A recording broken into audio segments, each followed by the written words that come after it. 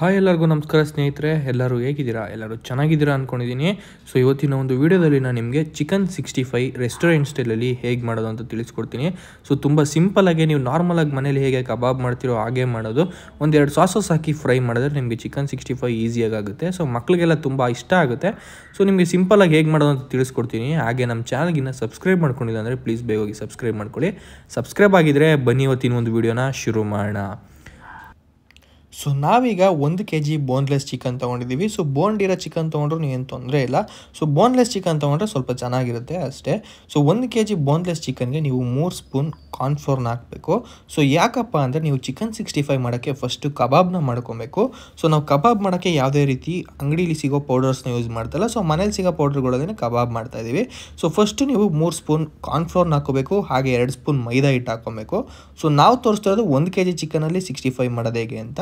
So ನೀವೇನಾದರೂ ಅರ್ಧ kg ಚಿಕನಲ್ಲಿ ಮಾಡ್ತೀವಿ ಅಂದರೆ ನಾವು ಹಾಕ್ತಿರೋ ಇಂಗ್ರೀಡಿಯೆಂಟ್ಸ್ನ ಅರ್ಧ ಹಾಕಿದ್ರೆ ಸಾಕು. ಸೊ ನೀವು 2 ಸ್ಪೂನು ಕಾಶ್ಮೀರಿ ರೆಡ್ ಚಿಲ್ಲಿ ಪೌಡರ್ನ ಹಾಕಬೇಕು. ಏನಕ್ಕೆ ಅಂದರೆ ಕಬಾಬ್ ರೆಡ್ ಕಲರ್ ಬರೋಕ್ಕೆ. ಸೊ ನಾವು ಯಾವುದೇ ರೀತಿ ಪೌಡ್ರನ್ನ ಯೂಸ್ ಮಾಡ್ತಾ ಇರೋದ್ರಿಂದ ಕಾಶ್ಮೀರಿ ರೆಡ್ ಚಿಲ್ಲಿ ಪೌಡರ್ನ ಯೂಸ್ ಮಾಡಬೇಕು. ಹಾಗೆ 1 ಸ್ಪೂನ್ ಗರಂ ಮಸಾಲ ಹಾಕೋಬೇಕು. ಸೊ ನಾವು ಹೋಮ್ ಮೇಡ್ ಗರಂ ಮಸಾಲ ಹಾಕ್ಕೊತಾ ಇದ್ದೀವಿ. ಸೊ ನೀವು ಅಂಗಡಿಯಲ್ಲಿ ಸಿಗೋ ಗರಂ ಮಸಾಲ ಹಾಕಿದ್ರೂ ನಡೆಯುತ್ತೆ. ಆಮೇಲೆ ನೀವು 1.5 ಸ್ಪೂನ್ ಧನಿಯಾ ಪೌಡರ್ನ ಹಾಕಬೇಕಾಗುತ್ತೆ. ಸೊ ಧನಿಯಾ ಪೌಡರ್ ಕೂಡ ನಾವು ಹೋಮ್ ಮೇಡ್ ಮಾಡ್ಕೊಂಡಿರೋದು. ಸೊ ನೀವು ಅಂಗಡಿದು ಯೂಸ್ ಮಾಡ್ಕೊಬೋದು. ಸೊ ಧನಿಯಾ ಪುಡಿ ಆದಮೇಲೆ ಒಂದು ಸ್ವಲ್ಪ ಅರಿಶಿನ ಪುಡಿ ಹಾಕಬೇಕು. ಸೊ ಜಾಸ್ತಿ ಹಾಕಬಾರ್ದು. ಅರಿಶಿನ ಪುಡಿ ಯಾಕಪ್ಪ ಅಂದರೆ ಸ್ವಲ್ಪ ಹೆಲ್ತ್ ಬೆನಿಫಿಟ್ಸ್ ಇರುತ್ತೆ. ಸೊ ಆದ್ದರಿಂದ ಸ್ವಲ್ಪ ಅರಿಶಿನದ ಪುಡಿ ಹಾಕಿದ್ರೆ ಬ್ಯಾಕ್ಟೀರಿಯಾನೇ ಹೋಗುತ್ತೆ, ಹೆಲ್ತ್ ಬೆನಿಫಿಟ್ಸು ಚೆನ್ನಾಗಿರುತ್ತೆ. ಸೊ ಆದಮೇಲೆ ರುಚಿಗೆ ತಕ್ಕಷ್ಟು ಉಪ್ಪು ಹಾಕ್ಕೊಬೇಕು. ಸೊ ನೀವು ಜಾಸ್ತಿ ತಿನ್ನೋದಿದ್ರೆ ಜಾಸ್ತಿ ಹಾಕೊಬೋದು. ಸೊ ಕಮ್ಮಿ ತಿನ್ನೋರು ಇದ್ದರೆ ಕಮ್ಮಿ ಹಾಕೊಬೋದು. ಸೊ ಆದಮೇಲೆ ಸ್ವಲ್ಪ ಕಸ್ತೂರಿ ಮೇಥಿನ ನೀಟಾಗಿ ಹಿಂಗೆ ಪುಡಿ ಪುಡಿ ಥರ ಮಾಡ್ಕೊಂಡು ಹಾಕ್ಕೊಬೇಕು. ಸೊ ಜಾಸ್ತಿ ಬೇಡ, ಸ್ವಲ್ಪ ಹಾಕ್ಕೊಬೇಕು. ಸೊ ಕಸ್ತೂರಿ ಮೇಥಿ ಫ್ಲೇವರಿಂದ ಸೊ ಕಬಾಬ್ ಇನ್ನೂ ಸ್ವಲ್ಪ ಚೆನ್ನಾಗಿ ಬರುತ್ತೆ. ಸೊ ಕಸ್ತೂರಿ ಮೇಥಿ ಆದಮೇಲೆ ನೀವು 1.5 ಸ್ಪೂನಷ್ಟು ಶುಂಠಿ ಬೆಳ್ಳುಳ್ಳಿ ಪೇಸ್ಟ್ನ ಹಾಕ್ಕೊಬೇಕು. ಸೊ ಶುಂಠಿ ಬೆಳ್ಳುಳ್ಳಿ ಪೇಸ್ಟ್ ಹಾಕೋದ್ರಿಂದ ಕಬಾಬ್ಗೆ ಒಂದು ಒಳ್ಳೆ ಟೇಸ್ಟ್ ಬರುತ್ತೆ. ಸೊ ಅದಾದಮೇಲೆ ಕಬಾಬ್ಗೆ ಯಾವುದೇ ಕಾರಣಕ್ಕೂ ನೀರು ಹಾಕಬಾರ್ದು. ನೀರು ಬದಲು ಮೊಟ್ಟೆ ಹಾಕ್ಕೊಬೇಕು. ಸೊ ಮೊಟ್ಟೆ 1ರಿಂದ 2 ಹಾಕ್ಕೊಬೇಕು. ಸೊ ನಾವು 2 ಮೊಟ್ಟೆ ಹಾಕ್ಕೊಂಡ್ವಿ. ಸೊ 2 ಮೊಟ್ಟೆ ಆದಮೇಲೆ ಒಂದು ಅರ್ಧ ನಿಂಬೆಹಣ್ಣು ಹಾಕಬೇಕು. ಏನಕ್ಕೆ ಸ್ವಲ್ಪ ಹುಳಿ ಟೇಸ್ಟ್ ಸಿಗುತ್ತೆ. ಸೊ ಆದಮೇಲೆ ನೀವು ನೀಟಾಗೆ ಮಿಕ್ಸ್ ಮಾಡ್ಕೊಬೇಕಾಗುತ್ತೆ. ಸೊ ಈವನಾಗಿ ನೀಟಾಗೆ ಕಸಪಸ ಅಂತ ಕಲಿಸ್ಬಾರ್ದು. ಸೊ ನಿಧಾನಕ್ಕೆ ನೀಟಾಗಿ ಕಲಿಸಿದ್ರೆ ಎಲ್ಲ ಕಡೆ ನೀಟಾಗಿ ಈವನಾಗಿ ಸ್ಪ್ರೆಡ್ ಆಗುತ್ತೆ. ಸೊ ಈವನಾಗಿ ಸ್ಪ್ರೆಡ್ ಆಗೋವರೆಗೂ ನೀಟಾಗಿ ಕಲಿಸ್ಕೊಬೇಕು. ಸೊ ನೋಡಿ ಇವಾಗ ನೀಟಾಗೆ ಕಲಿಸ್ಬಿಟ್ಟು ಇಟ್ಟಿದ್ದೀವಿ. ಒಂದು ಅರ್ಧ ಗಂಟೆ ಮ್ಯಾರಿನೇಟ್ ಆಗಬೇಕು. ಸೊ ನೋಡ್ತಾ ಇರ್ಬೋದು ಯಾವುದೇ ಪ್ಯಾಕೆಟ್ಗಿನ್ನ ನೀಟಾಗಿ ಬಂದಿದೆ ಕಬಾಬು. ಚಿಕನ್ನು ಒಂದು ಅರ್ಧ ಗಂಟೆ ಮ್ಯಾರಿನೇಟ್ ಆದಮೇಲೆ ಸೊ ಒಂದು ಪ್ಯಾನ್ನ ಇಟ್ಕೊಂಡು ಪ್ಯಾನ್ಗೆ ಎಣ್ಣೆ ಹಾಕ್ಕೊಳ್ಳಿ. ಸೊ ಏನಕ್ಕೆ ಅಂದರೆ ನೀವು ನೀಟಾಗಿ ಫ್ರೈ ಮಾಡ್ಕೊಬೇಕಾಗುತ್ತೆ ಕಬಾಬ್ ರೀತಿ. ಸೊ ಆಗಲೇ ಹೇಳಿದ್ದೀನಿ. ಸೊ ನೀವು ಎಣ್ಣೆ ನೀಟಾಗೆ ಬಿಸಿ ಆದಮೇಲೆ ನೀವು ಚಿಕನ್ನ ಹಾಕ್ಕೊಳ್ಳಿ, ಇಲ್ಲಾಂದರೆ ಚಿಕನ್ನು ನಿಮಗೆ ಎಣ್ಣೆ ಕುಡಿಯುತ್ತೆ. ಸೊ ಅದಕ್ಕೆ ಪ್ರಾಪರಾಗಿ ಬಿಸಿ ಆದಮೇಲೆ ನೀವು ಚಿಕನ್ನ ಹಾಕ್ಕೊಳ್ಳಿ 1 by 1. ಸೊ ಸ್ಪೂನಲ್ಲಿ ಹಾಕ್ಕೊಂಡ್ರೆ ನೀಟಾಗಿರುತ್ತೆ. ಏನಕ್ಕೆ ಒಂದೊಂದೇ ಹಾಕಿದ್ರೆ ಅಂಟ್ಕೊಳ್ಳಲ್ಲ. ಸೊ ನೀಟಾಗಿ ಬಿಟ್ಕೊಂಡು ಲೋ ಫ್ಲೇಮಲ್ಲಿ ಬೇಯಿಸಬೇಕಾಗುತ್ತೆ. ಸೊ ನೀವೇನಾಗುತ್ತೆ ಅಂದರೆ ಹೈ ಫ್ಲೇಮಲ್ಲಿ ಬೇಯಿಸಿದ್ರೆ ಒಳಗಡೆ ಎಲ್ಲ ಬೆಂದಿರಲ್ಲ, ಮೇಲ್ಗಡೆ ಮಾತ್ರ ಬೇಯುತ್ತೆ. ಸೊ ಚಿಕನ್ ಬೆಂದಿರಲ್ಲ. ಸೊ ಅದಕ್ಕೆ ಲೋ ಫ್ಲೇಮಲ್ಲಿ ಬೇಯಿಸಿ ಒಂದು 10 ನಿಮಿಷ, ಒಂದು 5 ನಿಮಿಷ ಲೋ ಫ್ಲೇಮಲ್ಲಿ ಬೇಯಿಸಿ, ಆಮೇಲೆ ಹೈ ಫ್ಲೇಮ್ ಮಾಡಿದ್ರೆ ನೀಟಾಗಿ ಬೇಯುತ್ತೆ. ಸೊ ಇವಾಗ ನೀವು ನೋಡ್ತಾ ಇರ್ಬೋದು ನೀಟಾಗೆ ಕಲರ್ ಬಂದಿದೆ, ರೆಡ್ ಕಲರ್, ನೀಟಾಗಿ ಫ್ರೈ ಆಗಿದೆ ಚಿಕನ್ನು ಕೂಡ. ಸೊ ಇವಾಗ ನಾವೇನು ಮಾಡಬೇಕಪ್ಪ ಅಂದರೆ ಇದನ್ನು ಸಪ್ರೇಟಾಗಿ ಎತ್ತಿಕೊಬೇಕು. ಸೊ ಸಪ್ರೇಟಾಗಿ ಎತ್ತಿಕೊಂಡು ನಾವು ನೆಕ್ಸ್ಟು ಒಂದು ಮಸಾಲೆನ ರೆಡಿ ಮಾಡ್ಕೊಬೇಕಾಗುತ್ತೆ. ಏನಕ್ಕಪ್ಪ ಅಂದರೆ ಚಿಕನ್ 65ಗೆ. ಸೊ ಇವಾಗ ನೀವು ಕಬಾಬ್ ರೀತಿಯೂ ತಿನ್ಬೋದು, ಮತ್ತು ಈಗ ಮಸಾಲೆ ಹಾಕ್ಕೊಂಡು ಚಿಕನ್ 65 ಮಾಡ್ಕೊಬೇಕಾಗುತ್ತೆ.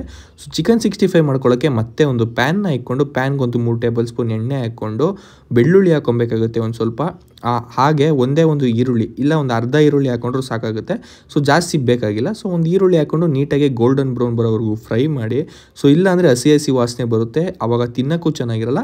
ಸೊ ನೀಟಾಗಿ ಫ್ರೈ ಮಾಡಿದ್ರೆ ನಿಮಗೆ ತಿನ್ನೋಕ್ಕೂ ಚೆನ್ನಾಗಿರುತ್ತೆ, ಎಲ್ಲನೂ ಚೆನ್ನಾಗಿರುತ್ತೆ.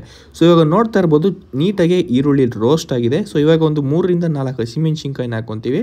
ಸೊ ನೀವೇನಾದರೂ ಖಾರ ಜಾಸ್ತಿ ತಿನ್ನಂಗಿದ್ರೆ ಒಂದು 4ರಿಂದ 5 ಹಾಕ್ಕೊಳ್ಳಿ. ಖಾರ ಕಮ್ಮಿ ತಿನ್ನಂಗಿದ್ರೆ ನೀವು 2ರಿಂದ 3 ಹಾಕ್ಕೊಂಡ್ರೆ ಸಾಕು. ಯಾಕೆಂದರೆ ನಾವು ಇನ್ನೂ ಸಾಸಸ್ನ ಆ್ಯಡ್ ಮಾಡಬೇಕಲ್ವಾ. ಸೊ ಇವಾಗ ನೀವು ಹಸಿಮೆಣ್ಸಿನ್ಕಾಯಿ ಹಾಕ್ಕೊಂಡು ನೀಟಾಗಿ 1-2 ನಿಮಿಷ ಫ್ರೈ ಮಾಡಿದ್ಮೇಲೆ ಒಂದು ಕಡ್ಡಿ ಕರ್ಬೇವಿನ ಸೊಪ್ಪನ್ನ ಹಾಕ್ಕೊಬೇಕಾಗುತ್ತೆ. ಸೊ ಕರ್ಬೇವು ಸೊಪ್ಪು ಹಾಕಿದ್ರೆ ನಿಮಗೆ ನೀಟಾಗೆ ಒಂದು ಫ್ಲೇವರ್ ಸಿಗುತ್ತೆ ಕರ್ಬೇವಿನ ಸೊಪ್ಪುದು. ಸೊ ಅದಕ್ಕೆ ಕರ್ಬೇವಿನ ಸೊಪ್ಪನ್ನು ಹಾಕ್ಕೊಂಡು 1-2 ನಿಮಿಷ ಮಿಕ್ಸ್ ಮಾಡ್ಕೊಳ್ಳಿ. ಸೊ ನೀಟಾಗಿ ಫ್ರೈ ಆಗುತ್ತೆ. ಸೊ ಕರ್ಬೇವಿನ ಸೊಪ್ಪೆಲ್ಲ ನೀಟಾಗಿ ಫ್ರೈ ಆದಮೇಲೆ ಮೇಯ್ನ್ ಇಂಗ್ರೀಡಿಯೆಂಟ್ನ ಹಾಕ್ಕೊಬೇಕಾಗುತ್ತೆ ಚಿಕನ್ 65ಗೆ. ಏನಪ್ಪ ಅಂದರೆ ರೆಡ್ ಚಿಲ್ಲಿ ಸಾಸ್ನ ಹಾಕ್ಕೊಬೇಕಾಗುತ್ತೆ. ಸೊ ನೀವು ರೆಡ್ ಚಿಲ್ಲಿ ಸಾಸ್ ಒಂದು 3 ಸ್ಪೂನ್ ಹಾಕ್ಕೊಬೇಕು.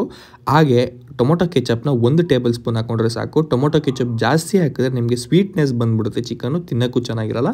ಸೊ ನೀವು 3ರಿಂದ 4 ಸ್ಪೂನು ರೆಡ್ ಚಿಲ್ಲಿ ಸಾಸ್ನ ಹಾಕ್ಕೊಳ್ಳಿ, ಒಂದೇ 1 ಸ್ಪೂನು ಟೊಮೊಟೊ ಕೆಚಪ್ನ ಹಾಕ್ಕೊಳ್ಳಿ. ಸೊ ಅದನ್ನು ನೀಟಾಗಿ ಫ್ರೈ ಮಾಡಿದ್ಮೇಲೆ ಒಂದು ಅರ್ಧ ಕಪ್ಪಷ್ಟು ಮೊಸರನ್ನ ಹಾಕ್ಕೊಬೇಕು. ಸೊ ಮೊಸರು ಹಾಕ್ಕೊಂಡ್ರೆ ಸ್ವಲ್ಪ ಪ್ರಾಪರಾಗಿ ಗ್ರೇವಿ ಟೈಪ್ ಬರುತ್ತೆ. ಅದಕ್ಕೆ ಮೊಸರು ಸ್ವಲ್ಪ ಕಮ್ಮಿನೇ ಹಾಕ್ಕೊಳ್ಳಿ, ಇಲ್ಲಾಂದರೆ ಜಾಸ್ತಿನೂ ಹಾಕ್ಕೊಬೋದು. ಒಂದು ಹಾಫ್ ಕಪ್ ಅಷ್ಟು ಹಾಕ್ಕೊಂಡ್ರೆ ಸಾಕು. ಸೊ ಇವಾಗ ನೋಡ್ತಾ ಇರ್ಬೋದು ನೀಟಾಗಿ ಮಸಾಲೆ ರೆಡಿ ಆಗಿದೆ. ಇವಾಗ ಇದಕ್ಕೆ ಒಂದು ಸ್ವಲ್ಪ ಉಪ್ಪು ಹಾಕ್ಕೊಬೇಕು. ಹಾಗೆ ನಿಮಗೆ ಈ ಥರ ಜಾಸ್ತಿ ವೈಟ್ ಅನಿಸಿದ್ರೆ ನಿಮಗೆ ಇನ್ನೊಂದು ಸ್ವಲ್ಪ ರೆಡ್ ಚಿಲ್ಲಿ ಸಾಸ್ನ ಆ್ಯಡ್ ಮಾಡ್ಕೊಬೋದು. ಯಾವುದೇ ಕಾರಣಕ್ಕೂ ಟೊಮೊಟೊ ಕೆಚಪ್ನ ಹಾಕ್ಬೇಡಿ, ಏನಕ್ಕೆ ನಿಮಗೆ ಸ್ವೀಟ್ನೆಸ್ ಬಂದುಬಿಡುತ್ತೆ, ತಿನ್ನೋಕ್ಕೆ ಚೆನ್ನಾಗಿರಲ್ಲ. ಸೊ ರೆಡ್ ಚಿಲ್ಲಿ ಸಾಸ್ನ ನಾವು ಇನ್ನೊಂಚೂರು ಆ್ಯಡ್ ಮಾಡ್ಕೊಂಡ್ವಿ. ಸೊ ರೆಡ್ ಚಿಲ್ಲಿ ಸಾಸ್ನೆಲ್ಲ ಆ್ಯಡ್ ಮಾಡಿಕೊಂಡು ಒಂದು ಸ್ವಲ್ಪ ಕುದಿ ಬಂದ ಮೇಲೆ ನೀವು ಆಗಲೇ ಬೇಯಿಸಿಟ್ಕೊಂಡಿರುವಂತಹ ಕಬಾಬ್ ಅಂದರೆ ಎಣ್ಣೆಲಿ ಫ್ರೈ ಮಾಡಿರುವಂಥ ಚಿಕನ್ನ ಇದಕ್ಕೆ ಹಾಕ್ಕೊಳ್ಳಿ. ಸೊ ಇದಕ್ಕೆ ಹಾಕ್ಕೊಂಡು ನೀಟಾಗೆ ಮಿಕ್ಸ್ನ ಮಾಡ್ಕೊಳ್ಳಿ. ಸೊ ನೀವು ನೋಡ್ತಾ ಇರ್ಬೋದು ಒಂದು ಸ್ವಲ್ಪ ಗ್ರೇವಿ ಥರ ಇದೆ, ಚಿಕನ್ಗೆ ಏನೂ ಅಂಟ್ಕೊಂಡಿಲ್ಲ. ಸೊ ನೀವು ಯಾರು ಗಾಬರಿ ಆಗಬೇಡಿ, ಸ್ವಲ್ಪ ಒಂದು ಹೈ ಫ್ಲೇಮಲ್ಲಿ ಒಂದು 2 ನಿಮಿಷ ಫ್ರೈನ ಮಾಡಿದ್ರೆ ನಿಮಗೆ ನೀಟಾಗೆ ಇದೆಲ್ಲ ಹೋಗುತ್ತೆ. ಸೊ ಇವಾಗ ನೀವು ನೋಡ್ತಾ ಇರ್ಬೋದು, ಸೊ ಕಂಪ್ಲೀಟ್ ಚಿಕನ್ಗೆ ಹಿಡ್ಕೊಂಡಿದೆ. ಇನ್ನೊಂದು 2 ನಿಮಿಷ ನೀಟಾಗಿ ಹೈ ಫ್ಲೇಮಲ್ಲಿ ಫ್ರೈ ಮಾಡಿದ್ರೆ ಸೊ ಇವಾಗ ಕಂಪ್ಲೀಟಾಗಿ ಈ ಥರ ಡ್ರೈ ಆಗಿ ಫ್ರೈ ಆಗುತ್ತೆ. ಸೊ ತಿನ್ನೋಕ್ಕೂ ತುಂಬ ಚೆನ್ನಾಗಿರುತ್ತೆ. ಸೊ ಮಕ್ಳಿಗೂ ತುಂಬ ಇಷ್ಟ ಆಗುತ್ತೆ. ಸೊ ಈಗ ನೀವು ಒಂದು ಬೌಲ್ಗೆ ಸರ್ವ್ ಮಾಡಿಕೊಂಡು ನಿಮ್ಮ ಫ್ರೆಂಡ್ಸ್ ಆ್ಯಂಡ್ ಫ್ಯಾಮಿಲಿ ಜೊತೆ ಎಂಜಾಯ್ ಮಾಡ್ಬೋದು. ಸೊ ಹೀಗೆ ಹೆಚ್ಚಿನ ಫುಡ್ ಕಂಟೆಂಟ್ಗೋಸ್ಕರ ನಮ್ಮ ಚಾನಲ್ನ ಫಾಲೋ ಮಾಡ್ಕೊಳ್ಳಿ. ಹಾಗೆ ವಿಡಿಯೋಗೆ ಲೈಕ್ ಮಾಡಿದೆ ಅಂದರೆ ಲೈಕ್ ಮಾಡ್ಕೊಳ್ಳಿ. ಸಿಗೋಣ ಮುಂದಿನ ವೀಡಿಯೋದಲ್ಲಿ. Thank you. Bye friends.